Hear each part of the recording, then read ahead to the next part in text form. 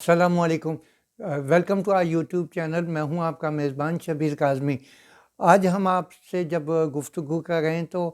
کسی قدر توقع بلکہ یقیناً یہ حالات محسوس ہو رہے ہیں کہ 8 فروری کو ملک میں الیکشن ہوں گے، جس میں صوبائی اور قومی اسمبلی کے لیے ممبرس کو الیکٹ کیا جائے گا اور اس کی بنیاد پر وزیر اعظم اور سب صوبوں کے لیے چیف منسٹرز بھی الیکٹ کیے جائیں گے۔ یہاں ہم ابھی آپ کو ایک بات بتاتے چلیں کہ ابھی تھوڑے دنوں تک یہ خدشات لوگوں کے دل میں تھے کہ 8 فروری کو الیکشن ہوں گے یا نہیں۔ یہ بات تو اب کسی حد تک طے ہو گئی کہ الیکشن ہوں گے، لیکن اب لوگوں کے دلوں میں کچھ نئے خدشات جنم لے رہے ہیں، مثلاً کہ کیا الیکشن کے درمیان فسادات ہو سکتے ہیں، دہشت گردی کے حملے ہو سکتے ہیں۔ لیکن ان سب سے بڑا سوال جو بہت لاؤڈ ہے اس وقت کہ میں اپنا ووٹ کس کو دوں، یہاں یہ ہم بتانا ضروری سمجھتے ہیں کہ اس وقت اس ملک کی تقریباً ساری ہی بڑی سیاسی جماعتیں الیکشن میں حصہ لینے کے لیے تیار ہیں۔ البتہ کچھ لوگوں کی یہ شکایت ہے کہ عمران خان اور ان کی پارٹی کو الیکشن سے کسی حد تک باہر کر دیا گیا ہے، لیکن ان کی پارٹی کے بیشتر امیدوار اس وقت الیکشن میں بحیثیت آزاد امیدوار کے حصہ لے رہے ہیں۔ یہ ایک بات خوش آئند ہے کہ کسی بھی سیاسی جماعت نے ابھی تک الیکشن سے بائیکاٹ کا اعلان نہیں کیا۔ یہاں اب لوگوں کا جو خیال ہے کہ وہ گفتگو ہو رہی ہے کہ وہ کچھ لوگ جو اس وقت الیکشن کا منظرنامہ ہے اس سے بہت زیادہ مطمئن نہیں ہیں اور وہ کہہ رہے ہیں کہ ہم ووٹ ڈالنے جائیں یا نہیں۔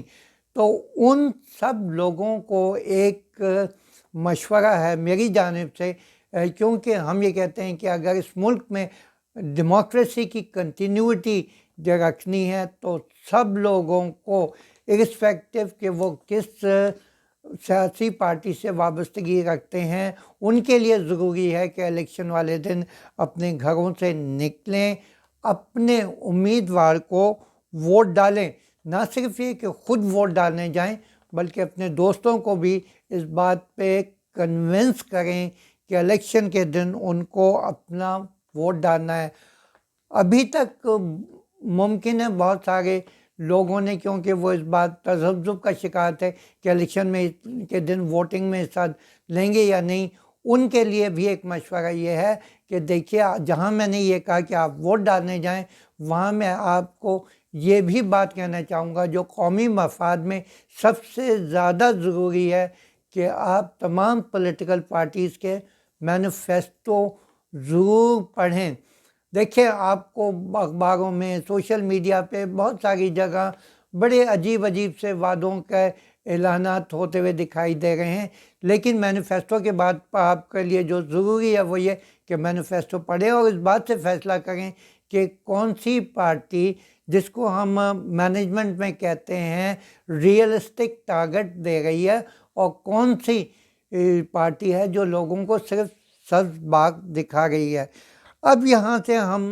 آپ کو ایک اور مشورہ دیتے ہیں، یا آپ کا اور میرا جو بنیادی مسئلہ ہے کہ اس ملک کی معیشت کہاں جا رہی ہے، معاشی حالات کیا ہے، لوگوں میں غربت کیوں بڑھ رہی ہے، اور وغیرہ وغیرہ۔ تو اس کے لیے ضروری ہے کہ جب مینیفیسٹو میں یہ چیز پڑھیں کہ وہ معاشی ترقی کے لیے کیا کام کر رہے ہیں، تو اس کے ساتھ اس کا معاشی پروگرام بھی ہمارا بنانا اس لیے بہت ضروری ہے کہ لوگوں کی عام شکایت ہوتی ہے کہ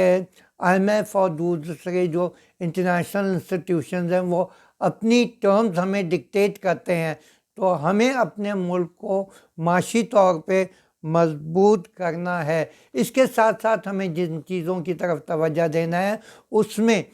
کہ آئندہ آنے والے دنوں میں شرح سود کیا ہوگا، بجلی اور گیس کے ٹیرف کیا ہوں گے، ٹیکسیشن کا ریٹ کیا ہوگا، کیونکہ ان سب چیزوں کے ذریعے ہماری جو ڈسپوزیبل انکم ہے وہ ڈٹرمن ہوتی ہے۔ یہاں سے ایک اور اہم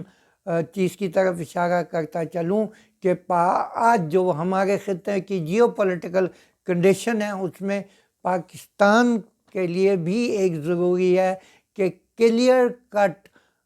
فارن پالیسی بنائے جو کسی بھی بلاک یا کسی بھی ملک کی طرف ٹلٹ نہ کرتی ہو، بلکہ پاکستان اپنی ایک آزاد اور خود مختار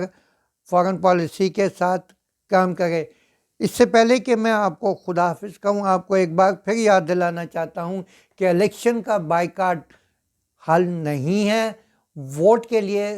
نہ نکلنا حل نہیں ہے۔ آپ سب کو اپنے پسندیدہ امیدوار کو ووٹ دینا ہے۔ ابھی آپ حسب معمول جو بات کہی جاتی ہے کہ گھبرائیں نہیں، اپنا ووٹ کا حق استعمال کریں۔ خدا حافظ کہنے سے پہلے آپ سب کو یاد دلاتا جاؤں کہ اپنے آس پاس کا خیال رکھیں اور بالخصوص ان لوگوں کی طرف توجہ کریں جو معاشی طور پہ آپ سے کمزور ہیں۔ اجازت دیجیے، اللہ حافظ۔